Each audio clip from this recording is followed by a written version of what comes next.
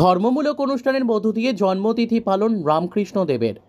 ঠাকুর শ্রী শ্রী রামকৃষ্ণদেবের 189তম জন্মতিথি উৎসব পালিত হল ধর্মমূলক নানান অনুষ্ঠানের মধ্য দিয়ে।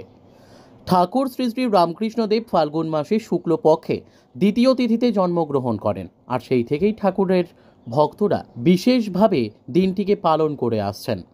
পূর্ব বর্ধমান জেলার মন্তেশ্বর ব্লকের অন্তর্গত মধ্যম গ্রামে ঠাকুর শ্রী শ্রী রামকৃষ্ণ মহাভা আশ্রমের ব্যবস্থাপনায় ও রামকৃষ্ণ বিবেকানন্দ ভাব পরিষদের উদ্যোগে ইংরেজির 12ই মার্চ মঙ্গলবার থেকে 17ই মার্চ অর্থাৎ রবিবার পর্যন্ত বিভিন্ন ধর্মমূলক অনুষ্ঠানের মধ্য দিয়ে ঠাকুরের জন্মতিথি পালন করলেন।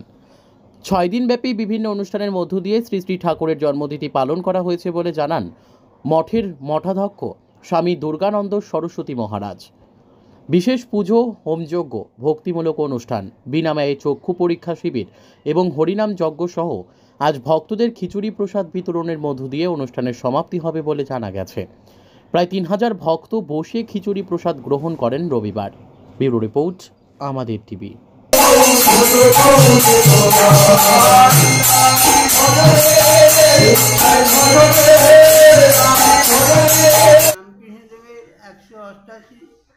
আমার জন্মতিথি তিথি উপলক্ষে উৎসব অনুষ্ঠান চলছে। কি কি অনুষ্ঠান হচ্ছে? বিগত 11 তারিখ 12 তারিখ পুজো হয়েছে, হোম যজ্ঞ হয়েছে। 13 তারিখ আপনার বিনামূল্যে চক্ষু পরীক্ষা, চক্ষু স্থানীয় অপারেশন পরীক্ষা শিবির হয়েছে।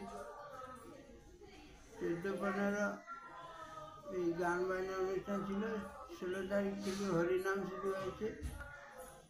আজ 17 তারিখ নগর পরিক্রমা, হরিনামের ভোগ নিবেদন, আর সেই সঙ্গে নরনারায়ণের সেবা আছে। প্রায় 3,500 মানুষ বসে প্রসাদ পায়।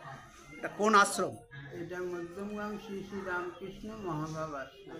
আপনার পরিচয়? আমার নাম স্বামী দুর্গানন্দ সরস্বতী। আপনি এই মঠের মঠাধ্যক্ষ? আমি এই মঠে মঠাধ্যক্ষ। এটা কত বছর ধরে হয়ে আসছে? এটা 50-52